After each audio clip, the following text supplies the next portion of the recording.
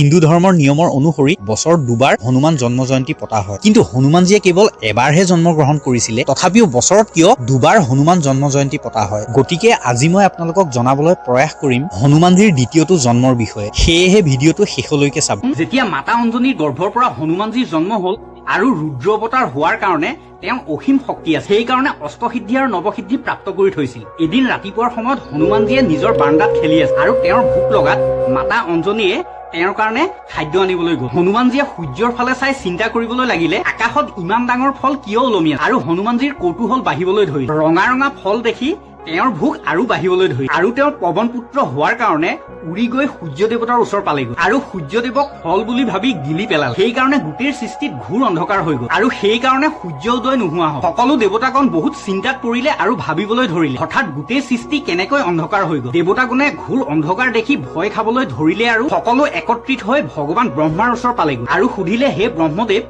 হঠাৎ গোটেই সৃষ্টিত এনেকৈ কিয় অন্ধকাৰ হৈ আৰু সূৰ্য উদয় নোহোৱাৰ কাৰণ? এতিয়া ব্ৰহ্মাদেৱে ধ্যান কৰিলে আৰু ধ্যানৰ বলত কাৰণটো গম পাই দেৱতাসকলক ক'লে। হনুমানজীয়ে ফল বুলি ভাবি সূৰ্যদেৱক গিলি পেলালে। এতিয়া আমি সকলো দেৱতাগণ হনুমানজীৰ ওচৰলৈ গৈ তেওঁক অনুৰোধ কৰিব লাগিব যে আপুনি সূৰ্যদেৱক মুক্তি কৰি দিয়ক, যাতে সৃষ্টিৰ অন্ধকাৰ মুক্তি হয়। আৰু তেওঁক অনুৰোধ কৰিলে সূৰ্যদেৱক মুক্তি কৰি দিব। দেৱতাসকলে হাজাৰ অনুৰোধ কৰা স্বত্তেও হনুমানজীয়ে মুখৰ পৰা সূৰ্যদেৱক নুলিয়ালে আৰু সেইকাৰণে ইন্দ্ৰদেৱৰ হনুমানজীৰ ওপৰত বহুত খং উঠিলে আৰু তেওঁ বজ্ৰৰে প্ৰহাৰ কৰিলে। ইন্দ্ৰদেৱৰ বজ্ৰৰ প্ৰহাৰত হনুমানজী অচেতন হৈ পৰি গ'ল। তথাপিও হনুমানজীৰ মুখৰ পৰা সূৰ্যদেৱ বাহিৰলৈ নোলালে। হনুমানজীৰ মূৰ্ছিত অৱস্থা দেখি সকলো দেৱতাগণ চিন্তাত পৰি গ'ল। পৱন দেৱতাও সেই ঠাইত উপস্থিত আছিল। নিজৰ পুত্ৰৰ এনেকুৱা অৱস্থা দেখি তেওঁ ইন্দ্ৰদেৱৰ ওপৰত বহুত খং আৰু ক'বলৈ ধৰিলে, ইন্দ্ৰদেৱ, আপোনাৰেহে কেৱল মনলৈ আহিল নেকি যে ইমান সৰু বালকটোৰ ওপৰত বজ্ৰৰে প্ৰহাৰ কৰিবলৈ? এওঁটো এটা সৰু বালক, আপোনাৰ বুদ্ধি ক'ত গ'ল? নিজৰ নিজৰ অস্ত্ৰ লৈ ইয়াত সকলো দেৱতাগণ আছে, কিন্তু নিজৰ বল কোনেও প্ৰয়োগ নকৰিলে, মাত্ৰ